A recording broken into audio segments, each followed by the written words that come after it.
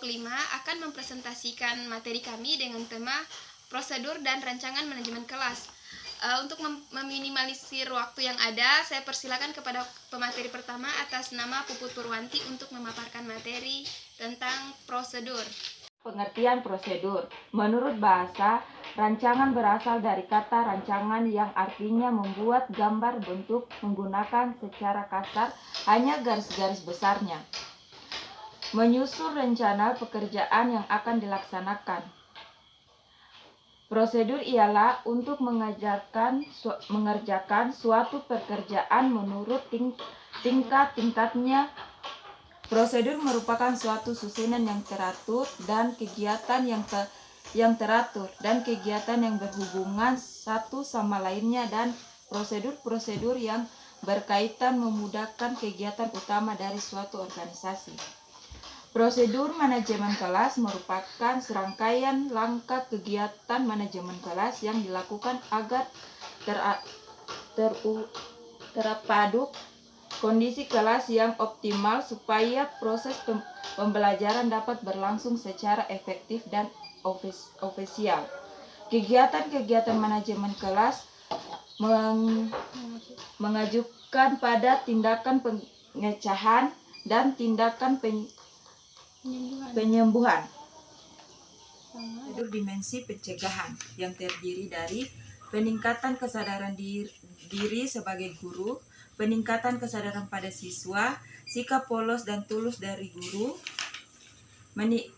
mengenal dan memukakan alternatif manajemen kelas, dan yang terakhir menciptakan kontrak sosial.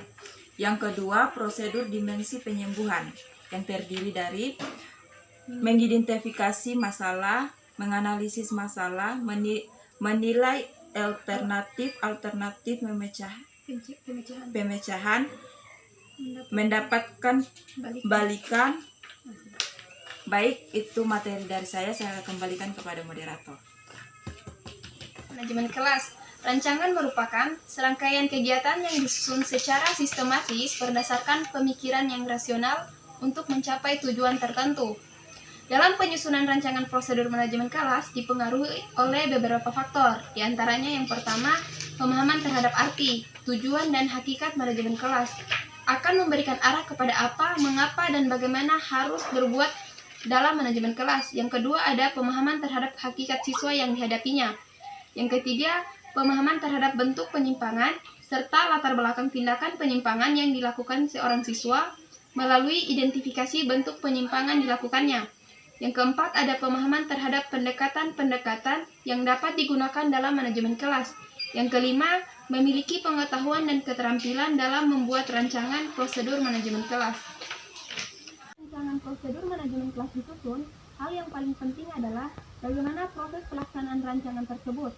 Peranan dan pengaruh guru menjadi sangat penting, karena di samping kemampuan dan keterampilan guru dalam melaksanakan rancangan tersebut, sikap, tingkah laku, kepribadian, serta kemampuan berinteraksi merupakan aspek yang perlu mendapatkan perhatian.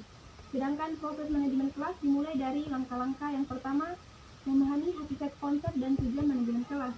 Yang kedua, menentukan permasalahannya, baik dari segi presentif dan kuratif. Yang ketiga, mempertimbangkan hakikat anak yang memiliki pertumbuhan dan perkembangan sendiri, lalu memperhatikan kenyataan penyimpangan perilaku yang ada. Yang keempat, menentukan permasalahan dari segi individu maupun kelompok. Yang kelima, menyusun rancangan prosedur manajemen kelas dari segi presentif, individual atau kelompok. Yang keenam, menjabarkan langkah-langkah kegiatan rancangan prosedur manajemen kelas. Yang ketujuh, melaksanakan rancangan yang telah disusun, di mana fungsi dan peranan guru sangat menentukan. Presentasi dari kelompok kami, kurang dan lebihnya mohon dimaafkan. Bila bisa dilihat, wassalamualaikum warahmatullahi wabarakatuh.